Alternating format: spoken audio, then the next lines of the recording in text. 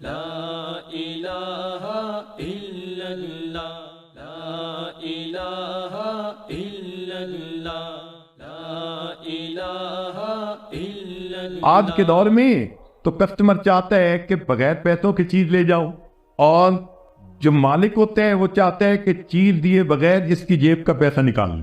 یہ آج کل کی تجارت ہے۔ مگر نبی علیہ الصلوۃ والسلام نے خیر خواہی کا جذبہ دیا۔ ایک صحابی تھے، ان کا نام تھا جریر بن عبداللہ البجلی رحمۃ اللہ علیہ۔ وہ جہاں بیٹھتے، جس مجلس میں بیٹھتے، نصیحت کی بات کرتے اور سب کو کہتے کہ بھائی میں نے نبی علیہ السلام سے بیعت کی تھی کہ میں سب کی خیر خواہی کروں گا۔ ان کا اپنا واقعہ ذرا سنیے، آپ کو لگے گا شاید کوئی دیوانہ آدمی ہے، مگر دیوانوں کی بات ذرا سنیے۔ گھوڑا خریدنا تھا، ایک آدمی کے پاس تشریف لے گئے، پوچھا بھائی گھوڑا دینا چاہتے ہو؟ اس نے کہا جی۔ کتنی پرائس؟ اس نے کہا جی میں 300 دینار میں یہ گھوڑا دے دوں گا۔ آپ نے گھوڑے کو دیکھا، فرمایا کہ نہیں تجھے اندازہ نہیں، تیرا گھوڑا زیادہ قیمتی ہے۔ اب گاہک خود مالک کو کہہ رہا ہے کہ تیرا گھوڑا زیادہ قیمتی ہے۔ اس نے کہا اچھا آپ 400 دے دیں۔ پھر گھوڑے کو دیکھا، فرمایا نہیں نہیں یہ اس سے بھی زیادہ قیمتی گھوڑا ہے، تجھے اندازہ نہیں ہے۔ وہ حیران، اس نے کہا اچھا جی پھر 500 دینار دے دے۔ آپ نے پھر گھوڑے کو دیکھا، فرمانے لگے کہ نہیں میری اسیسمنٹ یہ ہے کہ یہ اس سے بھی زیادہ قیمتی ہے۔ اس نے کہا جناب 600 دے دے۔ فرمانے لگے بھئی میں سچ بات کہوں کہ میری اسیسمنٹ اس سے بھی زیادہ۔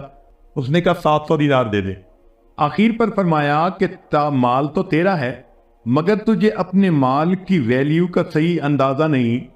میں تیرا نقصان نہیں کرنا چاہتا، میں تجھے وہ پیسے دوں گا جو میرا دل گواہی دے گا کہ اس کے ہونے چاہیے۔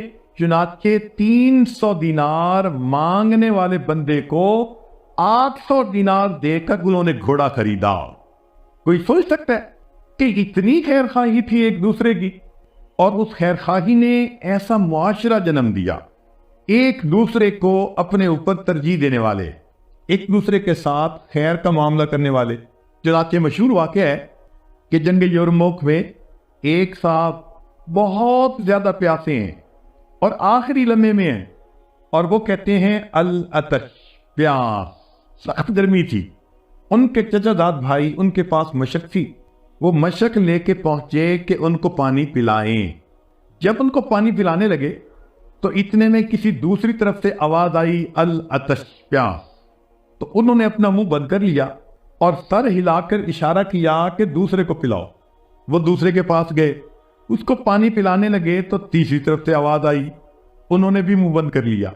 وہ تیسرے کے پاس گئے تو ان کے جاتے جاتے تیسرے فوت ہو چکے تھے۔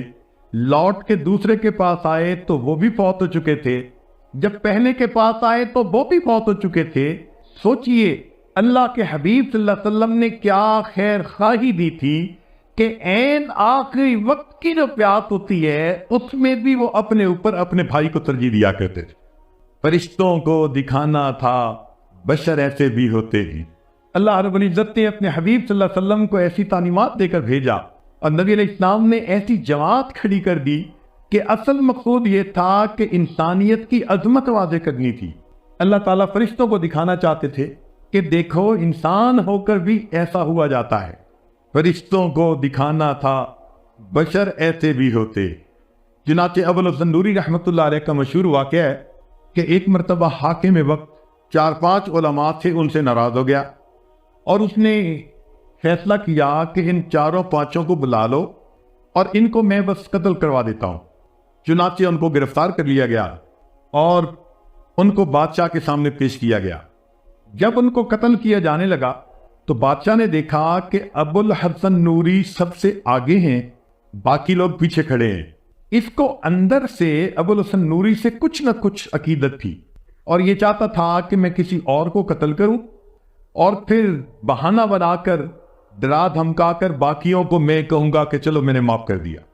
اب اس نے سوچا کہ بھئی سب سے پہلے ابوالحسن نوری ہے تو میں کیسے ترتیب کو بدلوں؟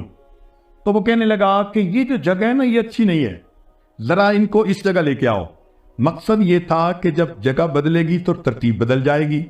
دوسری جگہ کھڑا کیا تو ابوالحسن نوری سب سے آگے۔ اس نے کہا نہیں یہ جگہ بھی اچھی نہیں، ایک تیسری جگہ بتائی۔ چنانچہ تیسری جگہ پر سب آ کر کھڑے ہوئے تو ابو الحسن نوری سب سے پہلے اس نے بلایا، پوچھنے لگا ابو الحسن میں چاہتا تھا کسی اور کو قتل کرتا اور تمہیں میں معاف کر دیتا، مگر یہ کیا مسئلہ، پہلی جگہ بھی آپ آگے، دوسری جگہ بھی اور تیسری جگہ بھی، یہ اتفاقاً ہو گیا ہے یا ارادتاً آپ نے آگے کھڑا ہونے کی پوزیشن لی؟ تو ابو الحسن نوری رحمۃ اللہ علیہ نے فرمایا میں ارادتاً آگے کھڑا ہوا۔ اس نے پوچھا کیوں؟ کیا خوبصورت جواب دیا، فرمانے لگے کہ میں اس لیے ارادتاً آگے کھڑا ہوا کہ جتنی دیر جلاد مجھے قتل کرنے میں لگائے گا میرے باقی بھائیوں کو اتنے سانس اور لینے کا موقع مل جائے گا۔ کیا خوبصورت سوچ تھی ان کی، اپنے پہ دوسروں کو ترجیح دینا، دوسروں کی خیر خواہی کرنا، دوسروں کو اتنی ہمدردی ہوتی تھی، اللہ اکبر کبیرہ۔ چنانچہ امام اعظم ابو حنیفہ رحمۃ اللہ علیہ وقت کے اتنے بڑے فقیہ بھی تھے کہ امام اعظم کہلوائے، مگر ساتھ ہی ساتھ ان کی تجارت بھی تھی، کپڑے کی دکان بھی تھی۔ ایک مرتبہ ایک عورت ان کو کپڑا بیچنے کے لیے آئی، پوچھا بھئی کتنی پرائز؟ اس نے کہا اتنی۔ تو میں نہیں، جاؤ اپنے محرم مرد کو لے کے آؤ۔ وہ محرم مرد کو لے کے آئی، پوچھا کہ بھئی پرائز بتاؤ۔ اس نے وہی، چونکہ میاں بیوی نے مشورہ کیا تھا کہ ہم ضرورت مند ہیں، ہم اس کپڑے کو اتنے میں بیچ دیتے ہیں، اس نے بھی وہی پرائز بتائی۔ تو امام صاحب نے اس کے خاوند کو کہا کہ تمہیں اس کپڑے کی ویلیو کا اندازہ نہیں، یہ کپڑا زیادہ قیمتی ہے، تم ضرورت کی وجہ سے سستا بیچنا چاہتے ہو۔ اس نے کہا جی کہ پرائز زیادہ کر دیں۔ کتنی کریں؟ اس نے کہا جی پہلے ہم نے 100 درہم کہے تھے، اب 150 درہم کر دیں۔ فرمایا نہیں، یہ اس سے بھی زیادہ قیمتی ہے۔ اس نے کہا جی 200 درہم کر دیں۔ فرمایا نہیں، اس سے بھی زیادہ قیمتی ہے۔ آپ اندازہ لگائیے کہ 100 درہم میں جو کپڑا وہ بیچنا چاہتے تھے، امام اعظم رحمت اللہ علیہ نے اس کو 300 درہم میں خریدا، اور خریدتے وقت فرمایا میرا کانشیس کلیئر ہے کہ میں نے کسی بندے کو دھوکہ دے کر چیز نہیں خریدی۔ اللہ اکبر کبیرہ۔ یہ کیسے حضرات تھے جو کسی کا برا چاہتے ہی نہیں تھے، سوچتے ہی نہیں تھے کہ کسی کا برا ہو، کسی کا نقصان ہو، وہ ہر ایک کا فائدہ چاہتے تھے۔ چنانچہ امام اعظم ابو حنیفہ رحمۃ اللہ علیہ ایک مرتبہ عصر کے قریب اپنی دکان بند کر کے گھر آ رہے ہیں، ایک صاحب سے ملاقات ہوئی، اس نے پوچھا نعمان آج دکان جلدی بند کر دی، پہلے تو مغرب کے وقت بند کرتے تھے، آج ظہر کے بعد ہی بند کر دی؟ فرمانے لگے ہاں آج میں نے ظہر کے بعد بند کر دی۔ وجہ کیا ہے؟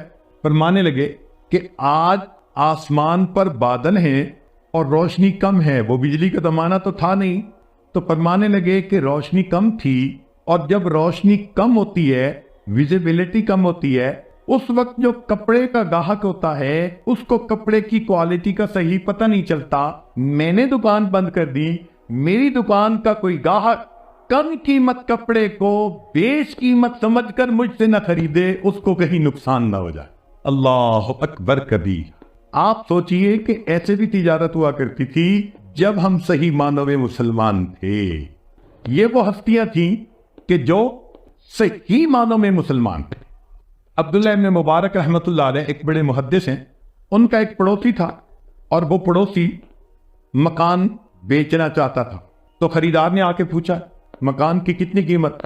اس نے کہا جناب 2000 دینار۔ اس نے کہا بھائی اس مکان کی قیمت تو 1000 دینار بہت ہے، اس نیبرہڈ میں تو 1000 دینار قیمت بہت ہے۔ تو اس نے آگے سے کہا ہاں مکان کی قیمت ہے 1000 دینار، اور دوسرا 1000 دینار عبداللہ ابن مبارک کے پڑوس کی قیمت ہے۔ جب ہم صحیح معنوں میں مسلمان تھے، ہمارے ہمسائے کے گھروں کی قیمتیں بڑھ جایا کرتی تھی، لوگ ہمارے ساتھ مل کر رہنا اتنا پسند کرتے تھے، وہ سمجھتے تھے کہ یہ خیر خواہ انسان ہے، یہ نیک نیت انسان ہے، اس سے بہتر مجھے نیبر دنیا میں کوئی نہیں مل سکتا۔ سوچئے جب ہم صحیح معنوں میں مسلمان تھے، ہمارے اخلاق اس وقت کتنے اچھے ہوا کرتے تھے۔ چنانچہ بغداد جب پوری دنیا کا مرکز تھا، اس وقت کفار نے سوچا کہ مسلمانوں کے معاشرے کا اندازہ تو لگایا جائے کہ کیا وجہ ہے کہ یہ جہاں جاتے ہیں کامیابی ان کے قدم چومتی ہے، ان کے ماحول میں آپس میں میل جو لین دین یہ کیسا ہے۔ چنانچہ انہوں نے ایک آدمی کو بھیجا کہ جائیں اور ان کے ماحول معاشرت کو ذرا اسٹڈی کر کے آئیں۔ وہ آیا، بغداد پہنچا تو تھکا ہوا تھا. اس نے سوچا کہ کیوں نہ میں کھانا کھا لوں. لہذا وہ ایک ریسٹورنٹ پہ آ گیا اور وہاں بیٹھ کے اس نے کھانا کھانا شروع کیا. مگر اس نے فیل کیا کہ کھانے کے دوران ایک اور بندہ تھا جو قریب کھانا کھا رہا تھا اور وہ کبھی کبھی اس کی طرف دیکھ رہا تھا. تو اس کو فیل ہوا کہ یہ بندہ مجھے واچ کر رہا ہے. اس نے دل میں سوچا میں پردیسی ہوں, نووارد ہوں, یہ ذرا میری شکل کو دیکھ کے پہچان رہا ہوگا کہ یہ باہر سے آیا ہے. خیر اس نے کھانا کھا لیا. جب کھانا کھا لیا تو اس کے بعد یہ کاؤنٹر پر آیا اور اس سے کہا کہ جی میں نے کھانا کھا لیا, مجھے بل بتائیں. اس نے کہا جناب آپ کا بل تو پے ہو چکا.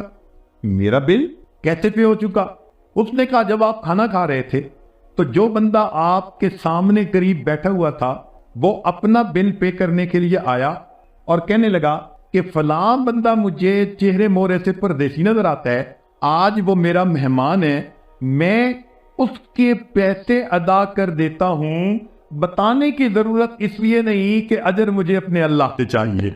وہ حیران کہ اچھا یہ اتنے بھی خوش اخلاق لوگ ہوتے ہیں کہ انسان کے کھانے کی قیمت ادا کر دیتے ہیں اور شکریہ کا لفظ بھی سننا پسند نہیں کرتے کہ ہم نے تو اللہ سے اجر لینا ہے. آگے گیا, اس کو کوئی چیز خریدنی تھی. اس نے سوچا میں بازار سے وہ چیز خرید لیتا ہوں. چنانچہ وہ ایک دکان پر پہنچا اور دکاندار سے کہا بھئی آپ کے پاس فلاں چیز ہے؟ اس نے کہا ہے. جی آپ وہ چیز کتنے میں دیں گے؟ اس نے کہا میں 10 ریال میں دوں گا. بھائی مجھے دے دیجئے. کہنے لگے آپ ذرا میرے ساتھ کوآپریٹ کریں, سامنے جو دکاندار ہے نا آپ اس کے پاس چلے جائیں, یہی چیز آپ کو اتنی ہی پرائس میں وہاں سے مل جائے گی. وہ سامنے چلا گیا, وہاں اس نے جا کے وہ چیز مانگی. اس نے 10 درہم بتائے تو 10 درہم میں اس نے وہ چیز لے لی. لیکن اس کے دل میں خیال آیا یار پہلے دکاندار نے خود کچھ نہیں لیا اور مجھے دوسرے کی طرف ڈائریکٹ کر دیا, یہ کیا مسئلہ ہے؟ وہ لوٹ کے پہلے دکاندار کے پاس آیا اور اس دکاندار سے کہتا ہے کہ جناب آپ کے پاس چیز تھی نہیں یا آپ نے مجھے بیچی نہیں؟ اس نے کہا بھئی چیز تھی مگر میں چاہتا تھا کہ آپ سامنے والے دکاندار سے لیں. اس نے کہا کیوں؟ دکاندار تو اپنے گاہک کو دوسرے کے پاس ہی بھیجتے. تو وہ دکاندار کہنے لگا اصل وجہ یہ ہے کہ آج میرے پاس اتنے گاہک آئے کہ میرے بچوں کا گزارا بڑا اچھا ہو جائے گا. میں دیکھ رہا تھا میرے اس دکاندار بھائی کے پاس آج کوئی کسٹمر نہیں آیا, میں نے سوچا آپ اس سے خرید لیں گے, اس کو کچھ منافع ہوگا تو اس کے بچوں کے لیے بھی آج کچھ انتظام ہو جائے. ایک وقت تھا اتنی خیر خواہی دل میں بھری ہوتی تھی کہ 2 دکاندار ہمسائے میں ہوتے تھے, وہ ایک دوسرے کے اتنے خیر خواہ ہوتے تھے. یہ وہ ہستیاں تھیں کہ جنہوں نے دین کو سمجھا اور دین کو اپنایا. اللہ تعالیٰ چاہتے ہیں کہ میرے ایسے با اخلاق بندے دنیا میں ہو تاکہ پتہ چلے کہ صحیح معنوں میں مومن مسلمان کون ہوتا ہے. لا الہ الا